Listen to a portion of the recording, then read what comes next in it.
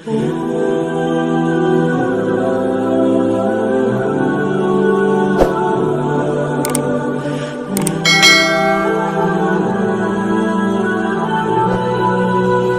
Lejet pimpinan sa Ki Ilyas Haji Iim Imadudin adikula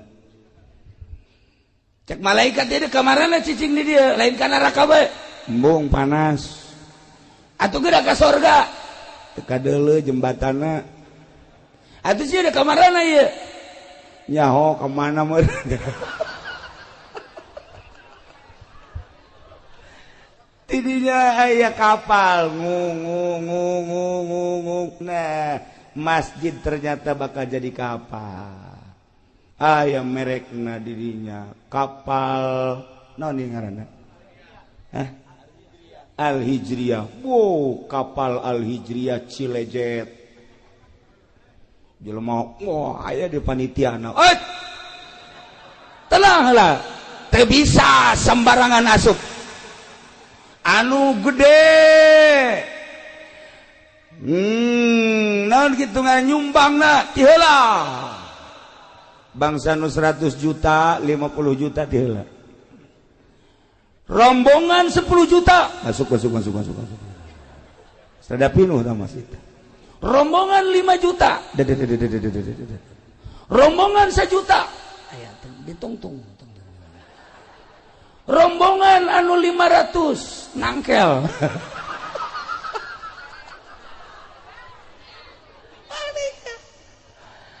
teu bisa asup ka jero teu bisa tuh ya geus aya pan karcis-karcisna mulai dek diberangkatkeun ieu ku panitia tinggal nu nangkel bae aing mah duh jaknya aing teu milu aing butuh aing milu ieu pan suku ka handap panas teu meunang naik cenah teu meunang geus sakitu ayana berangkat Masya Allah indah jasa horenganan ieu teh bakal jadi kapal pas tengah-tengah neraka bocor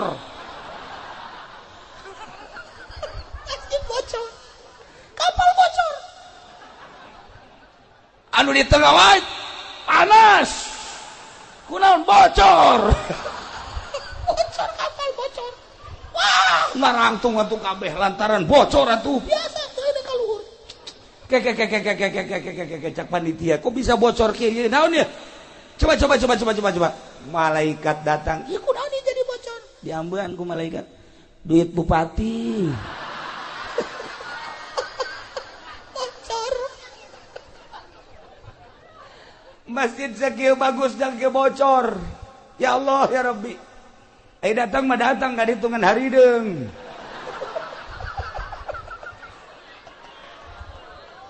Gusti Allah ragu nah iya urang lamun nyaritakeun padu jadi masjid teh gampang padu indah hagreng gampang tetapi nilai ruhanina Assalamualaikum warahmatullahi wabarakatuh.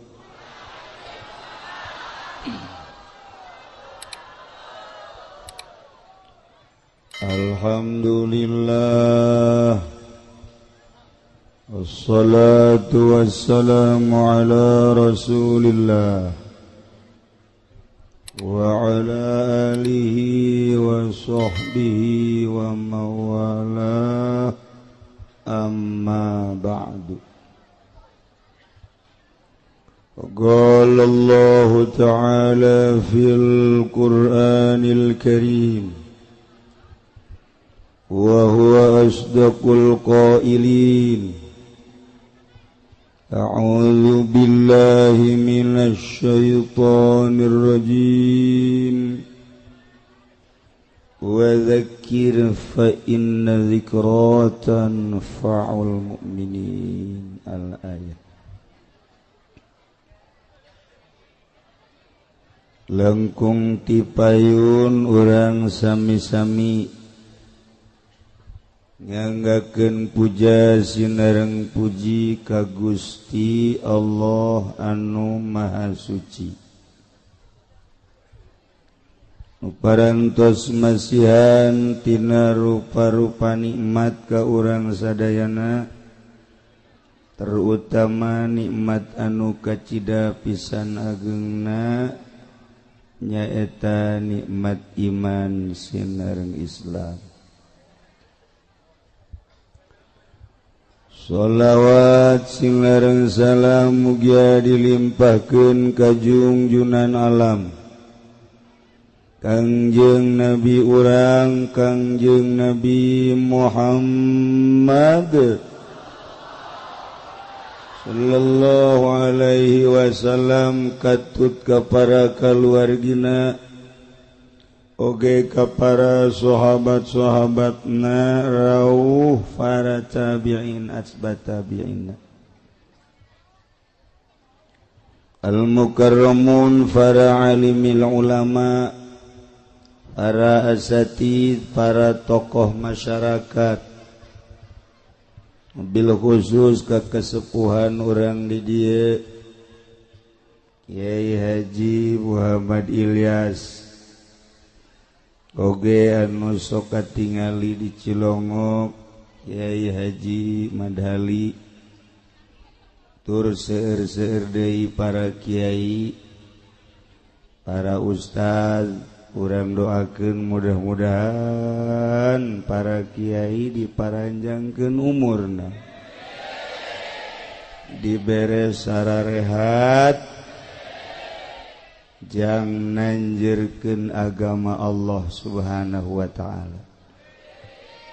Urang doakeun deui nu lain kiai mah mudah-mudahan ulah. Ulah henteu. Aya kapolsek marahnya.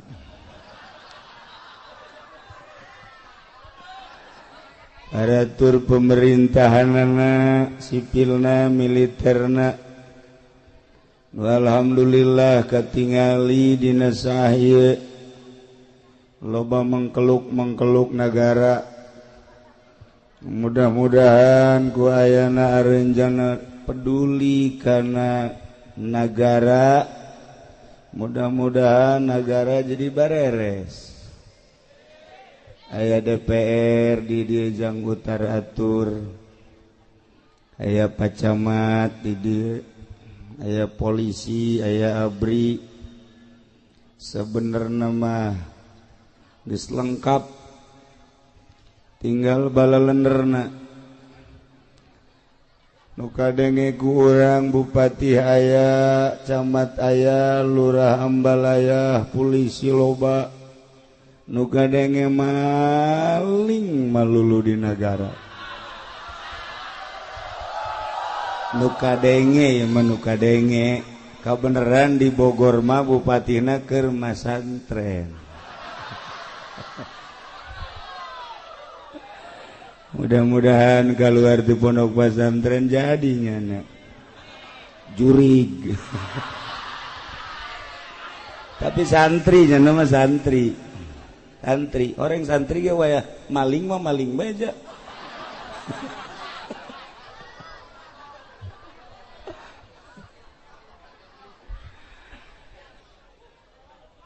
Panitia penyelenggara walimatul wakirah nudina sahaya alhamdulillah parantos ngundang urang khususna simkuring hampir-hampir simkuring ge ieu teu bisa hadir patali sareng kurang sehat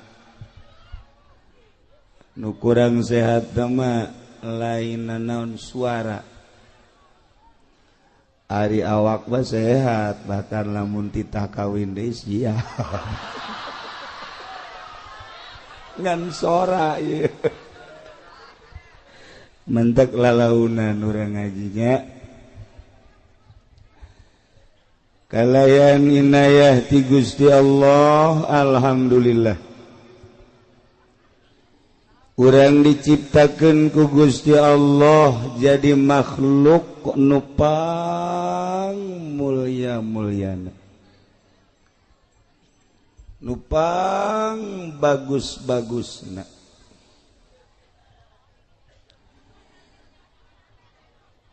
kamulyaan jeung kabagusan makhluk Allah nu ngaran manusia lantaran didukung ku dua kekuatan anu optimal. Hiji kekuatan fisik, nomor kedua kekuatan ruhani.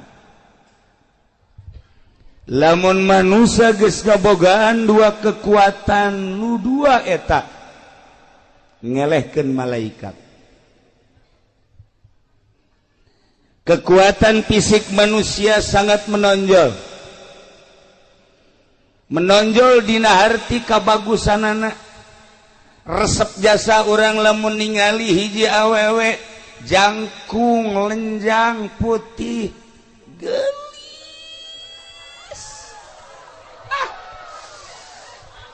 boro-boro ka polsek kiai ge nu geus kolot kiai kabung belengan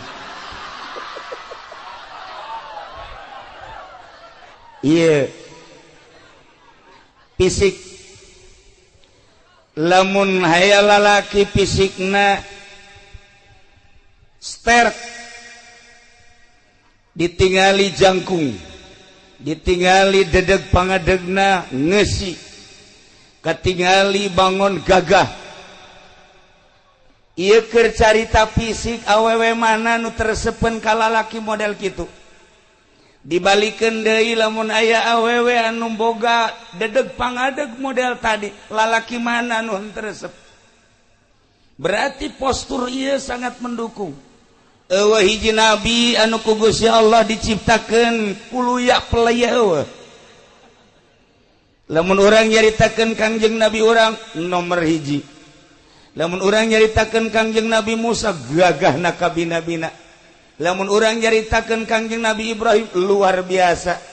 Urang nyaritakeun nabi-nabi nu lain, Rasul Allah diutus ka dunia jang dakwah ngajak umat teh nomor kahiji fisikna gagah. Di Indonesia lamun urang boga presiden gagah fisikna. Siapa cok aju seri bae. Maksudnya lamun diajak perang kamari bae. Misalnya orang boga presiden kos SBY, kemudian SBY ngajak perang moal dingkekeun deui, siap. Sebab urang geus nyaho dadaekna. Ketika Pak Harto jadi presiden, Pak Harto ngajak perang, siap.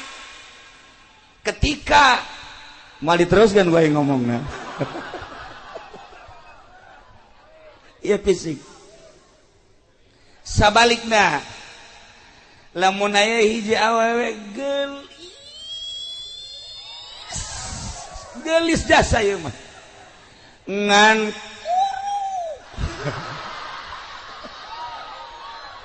ieu mah keur carita gelis ngan kuru ulah nanya ka polsek ieu bae kiai yai daek henteu awewe gelis ngan kuru tuh embung sebab jaknya naon cekeleunana.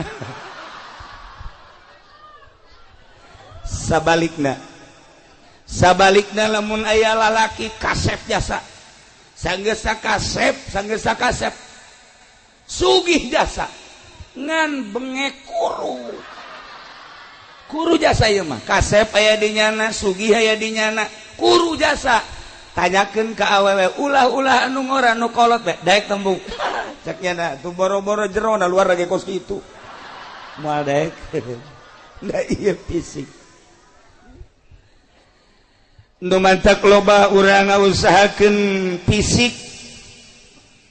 fisik urang teh diolah dengan berbagai olahraga. Memang dititah ku Gusti Allah sehingga gagah awak urang, sehingga sehat awak urang. Sehatna awak urang teh dicoba ku urang aya nu nyupiran kontainer ti Cilejet datang ke Surabaya bolak-balik kuat teh. Taruhlah merendanan jadi supir mah urang dieu mah jarang eta tah Maluku urang dieu mah ngawaluku 1 hektar ku sorangan bae siapeun jasa macul ti isuk datang ka zohor istirahat sakedeung macul deui datang ka asar kuateun lantaran sehat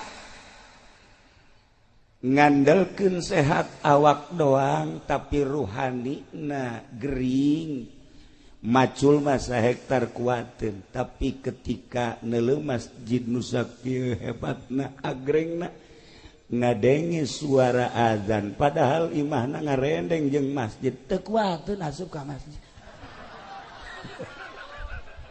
teu kuateun Pak Kapolsek aya di dieu soteh lantaran fisikna sehat ruhanina sehat kuari wallahu alam isuk mah keur carita ieu mah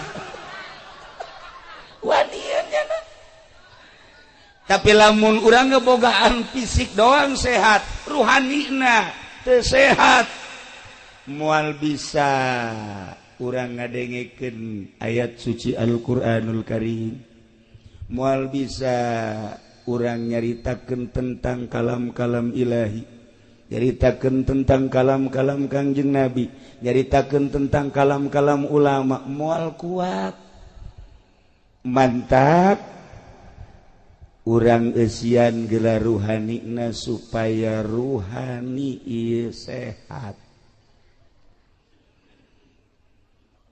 lamun urang ngabogaan ruhani sehat ditambah ku jasmanina sehat urang Irak titah perang ngalawan Amerika lantaran fisikna jeung ruhna sehat siapeun urang Suriah lantaran sehat fisikna jeung ruhanina ngalawan Amerika siapeun urang Turki ngalawan Amerika siapeun urang Indonesia waktu perang lantaran ngabogaan sehat awak jeung ruhani siap ngalawan Belanda kuari lamun urang diserang ku Amerika urang ye kuari diserang ku Amerika ngabogaan fisik doang ruhani nagring moal kuat perang kajen kumaha moal kuat perang emang perang ku senjata aja lain perang mah cek Kangjeng Nabi teh kudu ku keyakinan jeung keimanan jeung keyakinan kakarak perang ngalawan kafir siap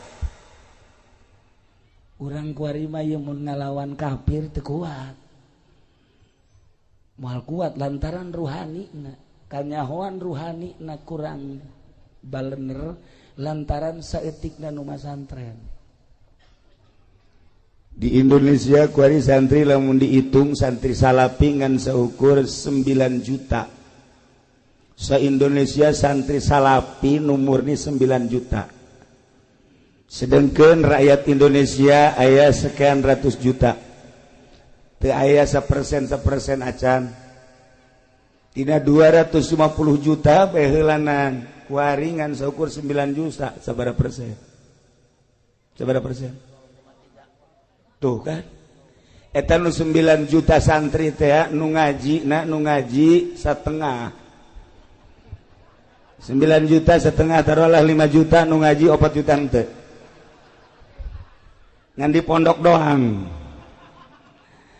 haju nu ngaji taruhlah merenana nu 3 juta bisa anu 2 juta teh nu 3 juta bisa ngaji nu ngamalkeun bagi 2 1,5 juta 1,5 juta nu ngamalkeun alhamdulillah aya sanggeus jadi kiai boga santri loba aya DPR asup kadinya aya bupati asup kadinya DPR asup ka kiai bupati asup ka kiai camat asup ka kiai gubernur asup ka kiai eta teh hama wereng kiai kaasupan ku hama ulah bangga kiai deket jeung bupati ulah bangga kiai deket jeung gubernur muncan bisa eta teh ternyata horenganan penyakit nu obatna nah ieu santri nu 1,5 juta nu jadi kiai kuari naik panggung hidup rahmat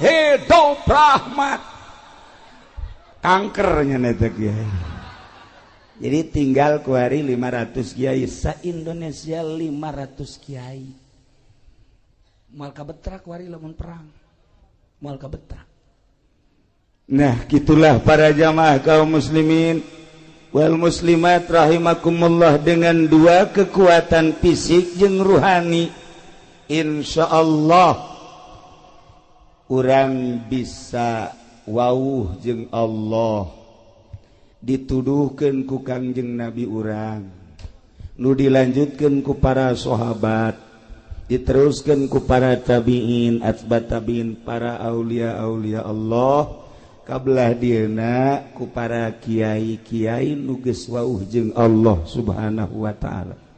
Nu nuduhkeun ka Allah mah kudu jelema nu geus wauh ka Allah. Moal anggeus nuduhkeun politik jelema teu apal politik. Moal beres jelema nungtun ekonomi lamun nyanana teu jauh ka ekonomi. Moal beres jelema nyaritakeun budaya mun jelemana henteu apal budaya. Moal nyaho jelema nungtun ka Allah moal bisa mun encan nyaho ka Allah. Kuari urang neangan penuntun nu nyaho ka Allah hese. Kitulah para jamaah kaum muslimin wal muslimat rahimakumullah. Ketika boga ruh kemudian ruh urang teu diurus, sanajan awak urang sehat, sanajan awak urang seterek, ketika ruh urang teu diurus, ketika ruh urang teu cager, maka naon hartina ieu boga awak sehat lantaran ruhanina gering. Kanyahoan ruhanina gering kumaha kiai? Kanyahoan ki ruhanina gering mah kieu. Dahar mah gembul nginum mah loba. Nonton TV ti isuk datang ka zohor kuateun. Tapi ketika aya pangajian heuh ae bae. Ieu rohanina gering. Ketika aya suara azan lain gegeraan ka masjid, ieu rohani gering. Ketika aya siraman-siraman ruhani nyana henteu naon kitu ngaranna mencerna, ieu rohani gering. Lamun ibu boga salakina gagah fisikna bagus tapi ruhanina ieu teu cager. Ketika ibu dikekepan ku salaki, salakina tilok salat, eta berarti ibu dikekepan ku nu boga ruhani na edan. Lamun ibu boga salaki teu salat, eta rohna edan sebenarnya. Sarua salaki mun boga pamajikan teu salat, eta ge sarua rohna edan. Jadi lamun pada teu salat nu edan jeung nu edan sedang tah kos kitu mah. Oh masalah. Nu edan jeung nu edan. Kula tadi salat maghrib rencanana di dieu lantaran aya tamu heula. Akhirnya setengah genep berangkat sholat di Al-Amjad. Perkiraan kula di Al-Amjad sholat pasti rame. Hiji masjidna agreng, dua di kota. Begitu datang kadinya langsung sawara wurudu, langsung kula naik ka luhur. Imamna suarana bagus, wawuh kula ge imamna. Makmumna dihitung aya genep. Salat maghrib tadi di Al-Amjad genep, imam makmumna genep, jeung imam 7. Masya Allah teu nyampe 10 aja. Ya Allah ya Rabbi, da ieu berarti kan gering eta ruhanina. Lamun urang carita awak supaya sehat gampang. Awak supaya sehat aya dokterna nyaritakeun tentang vitamin, tentang obat dan lain sebagainya. 4 sehat 5 sempurna geus teu aneh deui. Tapi ketika ruhani urang nu gering, ieu kudu ka mana ieu? Awak urang di mana-mana sehat, ngadahar naon bae ge ngeunah. Ngadahar jeruk karasa mun amis-amis mun hasem-hasem. Ngadahar apel karasa mun amis-amis mun hasem-hasem. Ngadahar sayur dan lain sebagainya sehat karasa ngeunah jeung teu ngeunahna. Ruhani urang ge ruhani urang. Makananana ieu adalah salat, makananana zikir, makananana tasbih, makananana tahlil. Nah, ketika awak urang diajak salat teu daek, diajak maca Quran teu daek, diajak zikir teu daek, berarti ieu ruh gering. Eta ruh teh gering, geus teu kudu nyaritakeun ka saha-saha bae ka urang bae heulanan. Hei awak, sia si ieu saminggu samingguna ieu sabaraha juz sabenerna ieu sia kabeuki sia. Tanya roh urang. Sajuz apakah 2 juz saminggu? Tanya. Roh. ari sia beuki henteu si maca Quran henteu maca tasbih henteu zikir malah ulama mau zikir puyeng jagjana iya berarti roh teh gering ahli-ahli Allah kan bakal nyaho sakumaha dokter nyahuan ka jelema ieu teh sabenerna mah influenza ieu teh gering teh darah tinggi ieu teh gering teh kencing manis ieu teh gering teh nyahuan dokter fisik teh sarua dokter ruhani ge nyahuan kana ruh-ruh anu garering nu araredan bisa nebak sebenarnya nama misalnya kiai eta si kapolsek rohna edan apa henteu kukula ditelau katebak kukula bae DPR misalnya eta rohna sebenarnya edan gering apakah nyana sehat nyaho kula mah bener kula mah wajon ngomong dalil ka kaler ka kidul ka wetan ka kulon atuh dokter teh nyahoeun ieu gering ieu sehat ieu gering ieu sehat atuh kiai ge nyahoeun ieu mah kiai gering ieu mah kiai sehat atuh nyaho sanajan di kopeahan di udeng-udengan gering mah gering bae aduh cenah kiai ulah sok kitu aing mah deuk kitu bae aja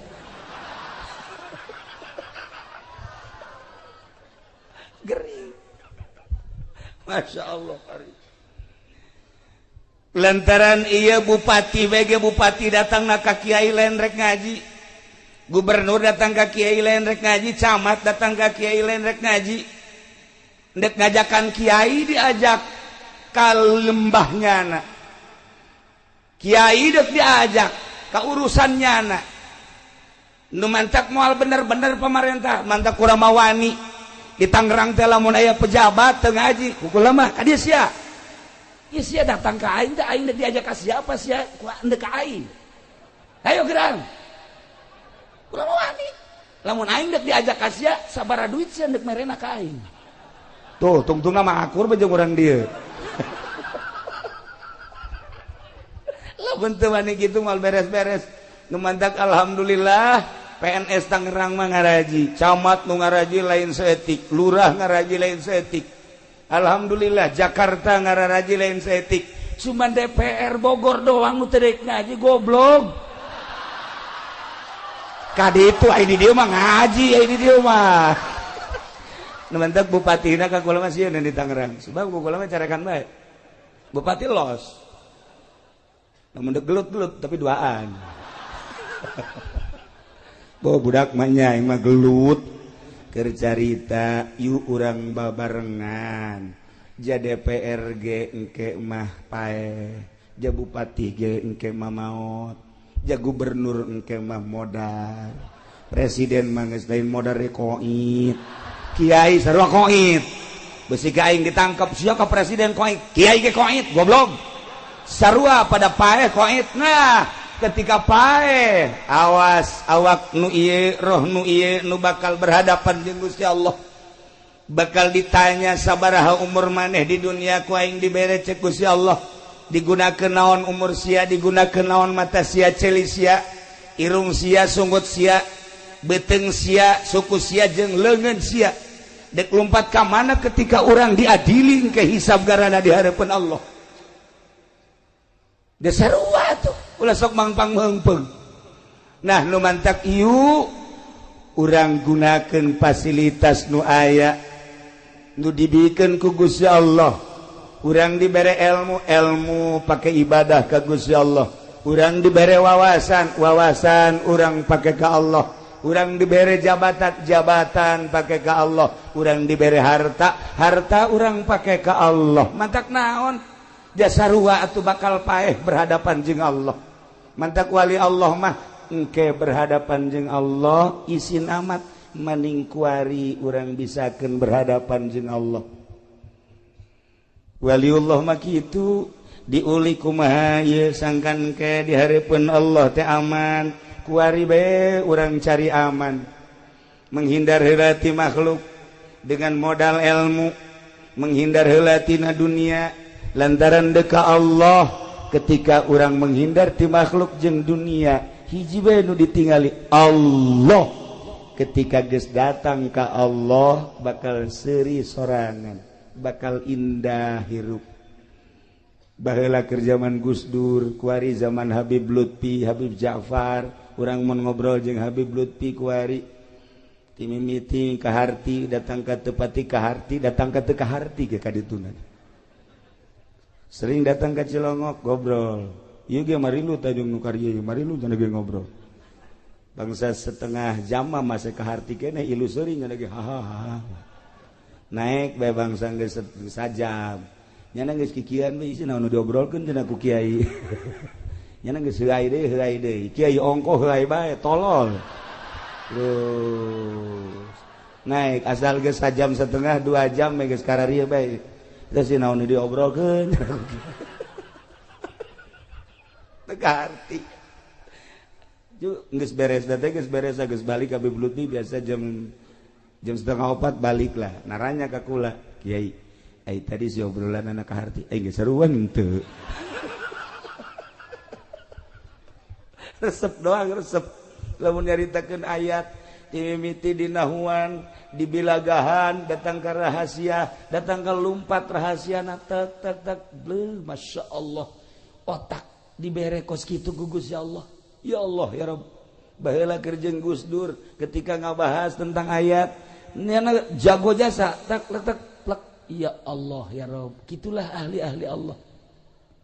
Nah para jamaah kaum muslimin wal muslimat rahimakumullah ialah awak urang nu ku Gusti Allah dibere anugerah seperti kieu contona ruhani teu kadeuleu ai lain ku ahli nama tapi urang bersyukur roh urang wauheun jeung Allah lantaran urang maca 2 kalimat syahadat maca kalimatun thayyibah la ilaha illallah cukup sakitu ge ku maca syahadat maca la ilaha illallah paeh surga beuh mantep biasa teu kudu salat cenah kiai deuk salat teh henteu pokona asal maca la ilaha illallah surga buah tuh kos kitu baca teu kudu salat atuh Allah saya mah teu ditahan salat nu penting mah asal maca la ilaha illallah ka surga sakitu bae engke cenah eta di akhirat aku mah itu urusan di akhirat aku masih ya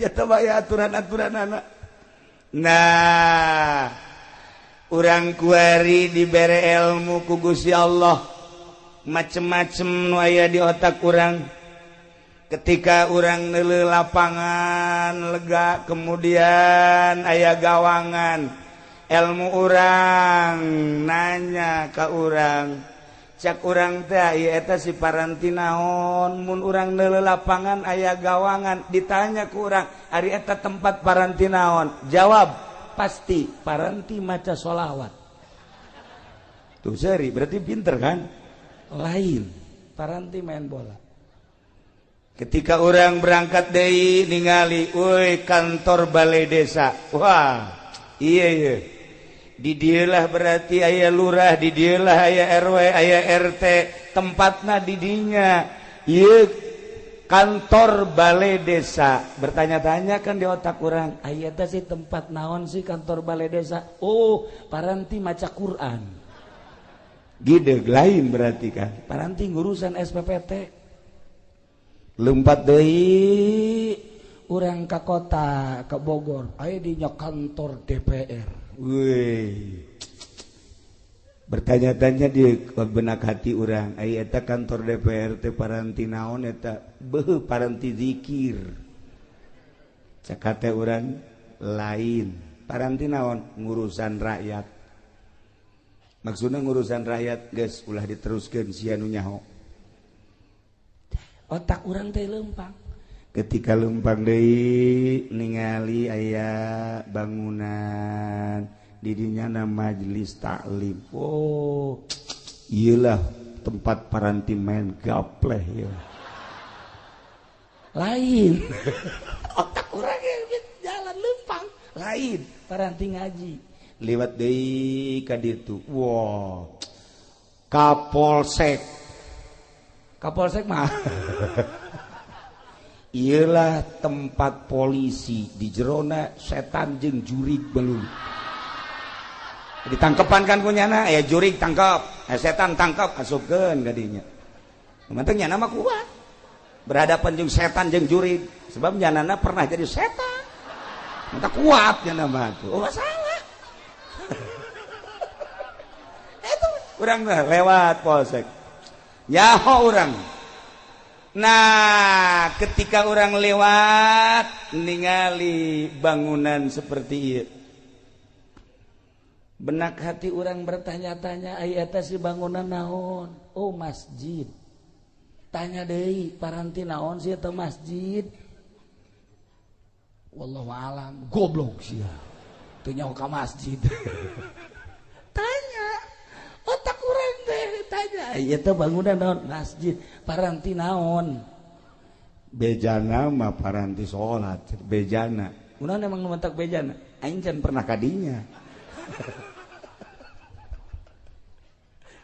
jadi setiap neuleuh naon bae leumpang otak urang nu mentak lamun di nagara ieu teu rapi-rapi bodoh lantaran otak urang leumpang setiap neuleuh naon bae ge leumpang neuleuh ieu ieu naon peruntukanna naon ieu naon peruntukanna naon ieu naon peruntukanna naon atuh leumpang nu mantak urang dititah tafakur ge dina ilmu thariqah teh aya khidmat aya tafakur aya zikir aya muraqabah aya muhasabah eta teh jang minterkeun diri supaya wauh jeung Allah urang teh bakal pinter geura ge ku tafakur ku mikir bae heula bakal pinter nah ketika urang ningali sosok ieu bangunan oh iya masjid paranti naon paranti ibadah ka Gusti Allah wudi'a lis salat khususna diperuntukkan jang salat ieu masjid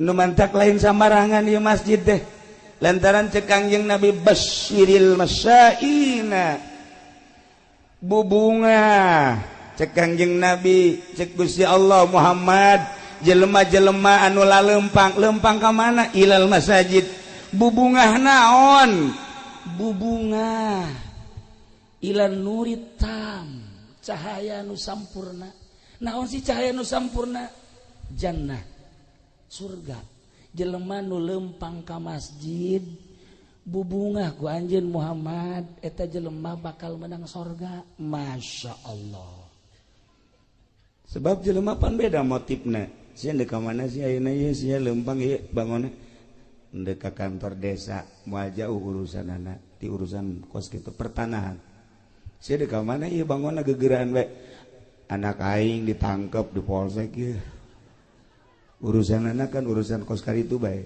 narkoba sia deuk ka mana ieu bangun rapi amat deuk ka masjid lain deui pan berarti kan deuk ibadah ka Gusti Allah sanajan sewaktu-waktu mah aya nu lain ibadah nek nyokot sendal doang masalah geus lah tuh ya cek Kangjeng Nabi bungahkeun geura jelema anu lempang ka masjid mah bakal dibere sorga ya Allah ya Rabb nu mantak sim kuring mikir bae ieu sebenarnya kurang sehat tapi ieu hiji hayang kapanggih jeung Adi di dieu nomor kedua hayang kapanggih silaturahmi jeung urang dieu nomor katiluna ieu urusanana masjid masya Allah begitu datang ka dieu ningali masjid agrengna luar biasa bunga hate ketika orang ningali di Tangerang aya di nu make kubah di luhurna aya saliban gereja eta mah urang ningali deui di Tangerang ka belah itu ka barat aya bangunan nu gede ngan burung marakbak masya Allah kelenteng tah mah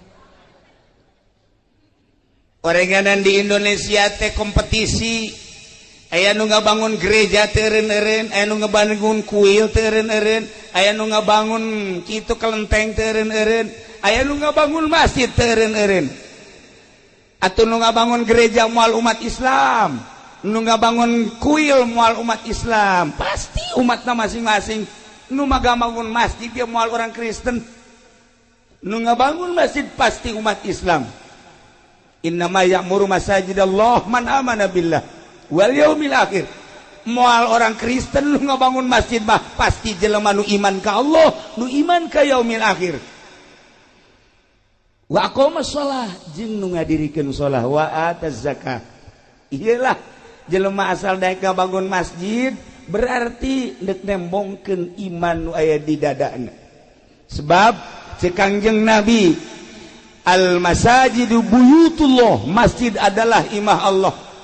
Tudiu li ahli sama, caang jang ahli langit. Kama tudiu sakumaha caangna nujumus sama li ahli ardi. Lamun malaikat nu aya di alam malakut di luhur ningali kahandap kieu loba nu cararaang eta teh masjid-masjid jeung musola-musola. Sakumaha urang lamun urang ahli bumi ningali ka langit, begitu ningali ka langit loba bintang-bintang, urang ningali ka langit loba nu caraang di luhur langit bintang-bintang, malaikat neuleuh ka handap loba nu caang ieu adalah masjid-masjid. Malaikat turun neuleuh cacaang set ka masjid. Culak-celek malaikat, mana imamna ya? Di deuleu mana muadzina cek malaikat, di deuleu mana makmumna. Malaikat turun di luhur. Ya Allah, cek Kangjeng Nabi tudiu li ahli sama. Ieu masjid teh nyaangan ka ahli langit, turun nya. Matak ulah kaget. Lamun urang salat sorangan di masjid jam 1 jam 2 di dieu. Salat sorangan sholli Allahu akbar. Engke aya nu ditukangan urang nyana milu Allahu akbar. Ulah kaget. Eta teh malaikat milu jeung urang. Allahu akbar. Nyana ge Allahu akbar. Urang geus rada empot-empotan. Isi malaikat apa nu tadi disolateun teh ye.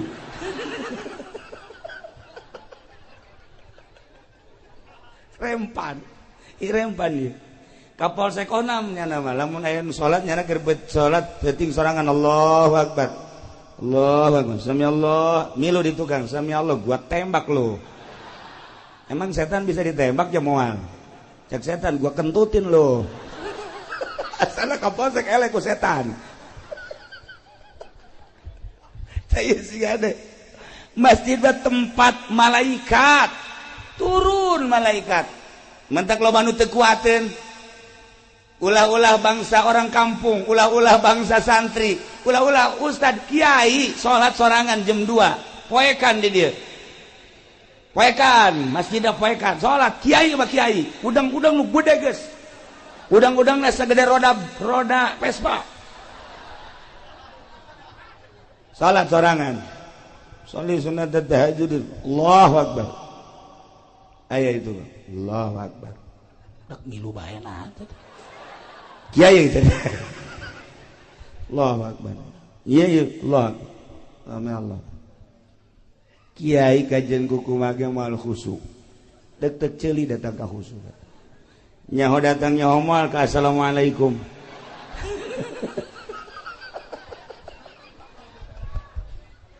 kunaon eta nu mantak sieun lantaran teu senyawa itu mah malaikat makhluk nu halus makhluk nu lembut latif makhluk anu suci nya nama teu pernah maksiat urang mah makhluk nu kasar makhluk anu urang mah murokab makhluk anu bungkeleukan bari jeung urang mah loba maksiat ketika urang nu loba maksiat dibarengan dibaturan ku malaikat nu tilok pernah maksiat mal kuat urang mal kuat kajen kumaha ge tapi ketika urang nanggeus teu maksiat Kangjeng Nabi jol malaikat Jibril wawuheun Kangjeng Nabi Musa jol malaikat Jibril wawuheun Kangjeng Nabi Isa jol malaikat Jibril wawuheun kitu kene urang lamun geus wawuh jeung Allah jeung malaikat wawuh datang malaikat atuh teu sieun teu naon sakumaha dukun lantaran jana babarengan jeung jin malah jin diondang pan ku nyana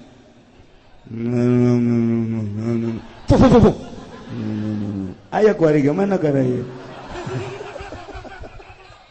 lantaran senyawa jeung jin teu sieun ka jin nah urang lamun jadi hamba Allah moal sieun sebab geus biasa bahkan urang dibaturan dibarengan ku malaikat.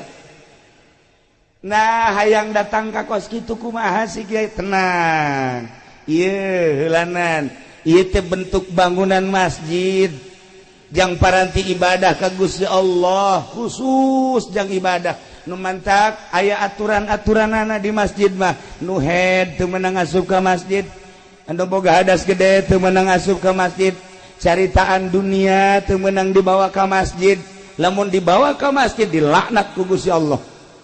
Sucikeun masjid mah. Mentak beda masjid sok kaambe ku ahli Allah mah. Ya masjid bagus nama tapi ya rada bau pamarentah ya masjid. Aya duit pajegan ya masjid. Bangun hareudang gajeun kaambe bae tah ku ahli Allah. Aya masjid murni ti masyarakat saaya-aya. Tiis masjid teh tentrem.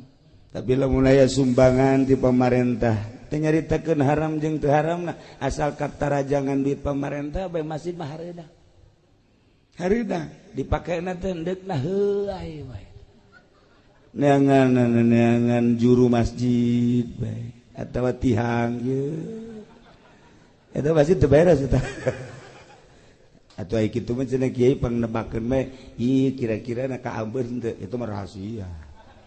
Engke bae kula bebejana ka adik kula bae di itu imah. Ente cenah kuari bae hayang nyaho ieu apakah aya eueuh duit pamarentahan ka ambeun teu ku kiai. Teu ka ambeun jasa ku aing mah. Teu ka ambeun. Emang teu ka apa tuh ka ambeun. Ya Allah, ya Rabbi. Nah, sedengkeun ieu kapal. Ieu masjid bakal jadi kapal jaga di akhirat.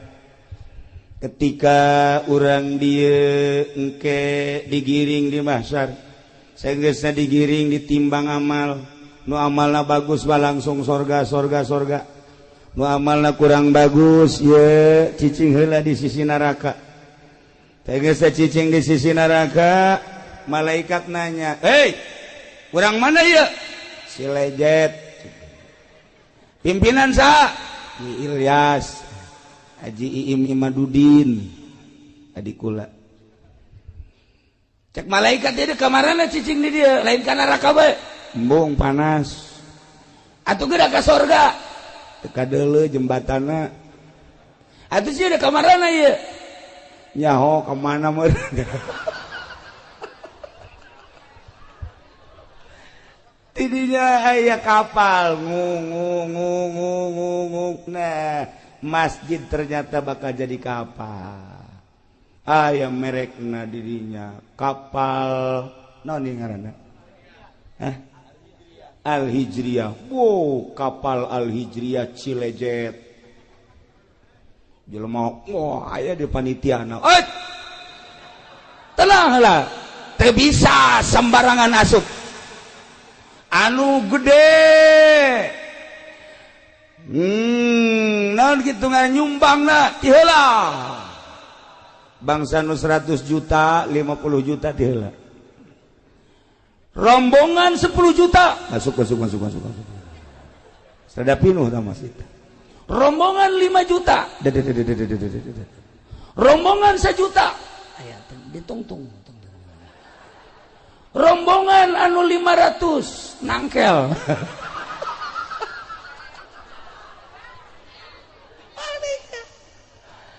Teu bisa asup ka jero teu bisa tuh. Ya geus aya pan karcis-karcisna.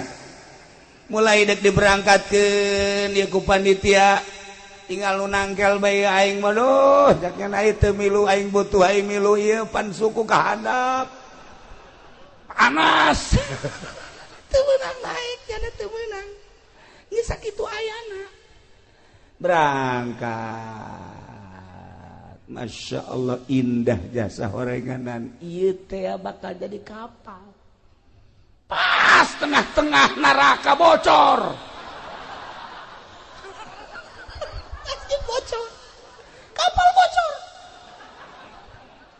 Anu di tengah wae panas. Kunaon bocor. Bocor kapal bocor. Wah, narangtung atuh kabeh lantaran bocor atuh. Biasa teu ada kaluhur. cak panitia kok bisa bocor kieu naon ya coba malaikat datang ya kunaon ieu jadi bocor diambean ku malaikat duit bupati bocor masjid sakieu bagus dan ke bocor ya Allah ya Rabbi datang mah datang ka ditungan harideung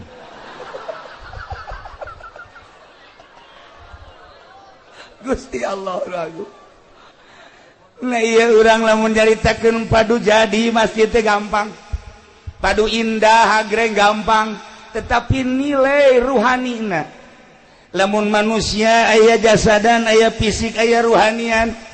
Buah ge. Urang mun nyaritakeun buah nu mantak urang titah ngadahar buah lantaran aya ruhanina di dinya teh. Aya enzim nu aya terkandung di buah. Ketika ku urang didahar enzim eta lah anu bakal jadi nyehatkeun ka awak urang teu kadeuleu tah mah ruhanina teh tegarana masjid ge sakadar jadi mah gampang bae proposal terus bae diaben-abenkeun tetapi ruhanina masyaallah lamun baheula zaman almarhum abah kula aya tamu ti seberang ti Aceh tamu terus ka Merak ti Merak langsung ti mana ka Merak di ditu heula ti Bakauni ke Merak ti Merak nyana deuk leumpang ka Cilongo ka Abah leumpang begitu leumpang deuk salat ti Merak keneh deuk salat masyaallah ku Gusti dibukakeun hijab asal nyana ka masjid sakitu agrengna masjid kadeleuna loba kotoran tai teu jadi nyana berangkat deui aya mushola bagus begitu asup ka mushola pinuh ku tai terus bae leumpangnya neangan musola atau masjid anu suci anu bersih teu aya ayalah nyempil di Serang aya masjid musola nyempil jore begitu asup tah eta mah teu katingali kokotor di dinya lah salatnya didinya langsung leumpang deui ti Serang terus menuju Cikande kitu bae asal deuk salat ka masjid ka musola selalu ditembongkeun ku Gusti Allah kotoran-kotoran datanglah ke Tangerang datanglah ke almarhum abah kula nyana nyaritakeun sepanjang Merak Tangerang Serang Tangerang seperti gitulah eta keur zaman harita wallahu alam mun zaman ayeuna aambean ahli Allah geus lain dedengan ahli Allah mah geus lain kuari mah paronjang-ronjang ancul-anculan hanya sekedar zahir jeung zahir bae ieulah tepati urusan ruhani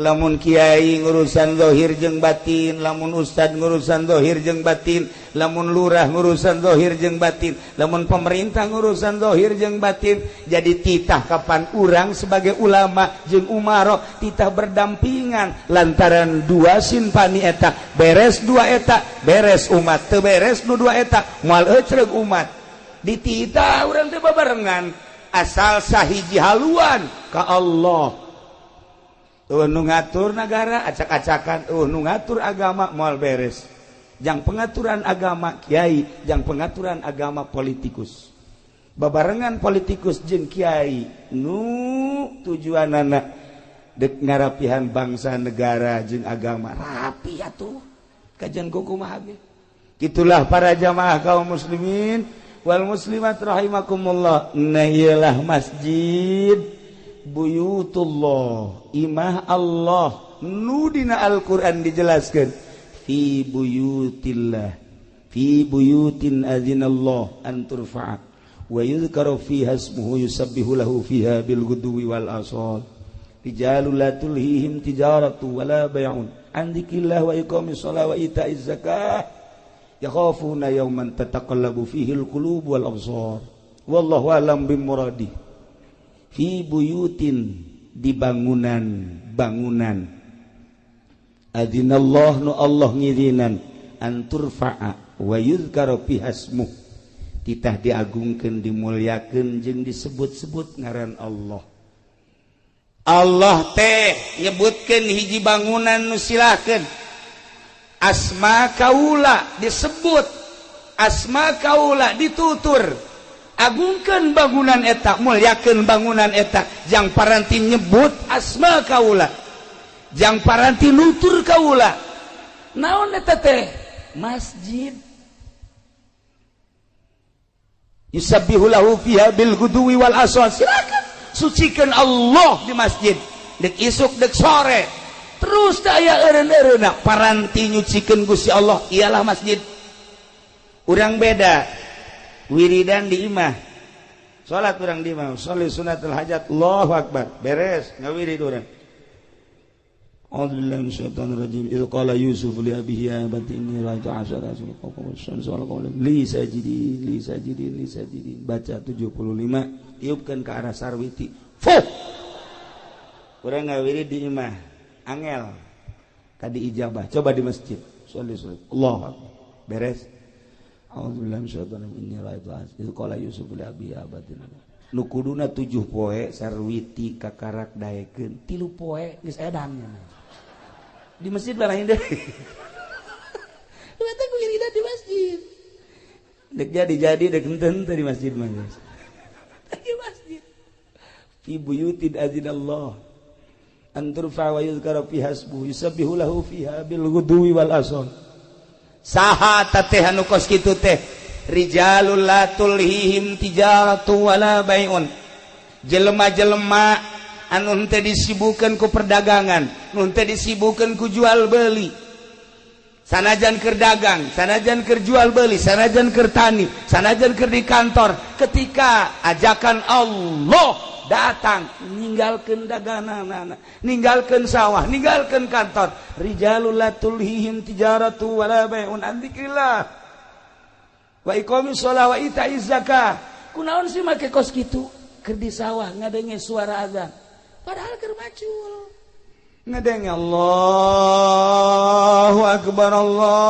akbar cak petani pacul hampuranya maneh hendak disimpen heula di galeng titip ulah ka mana manehnya cak pacul aing mah ka mana cici cak pacul ka mana salat polisi di kantor Allahu akbar periwit ditendeng ngampura heula periwit cak periwet dek mana panggilan Allah leuwih mulia batan maneh mangga tuh kan di DPR Allahu akbar tinggalkeun kantor dek mana cak kursi teh keluar dek naon dahar beda DPR mah lain ka masjid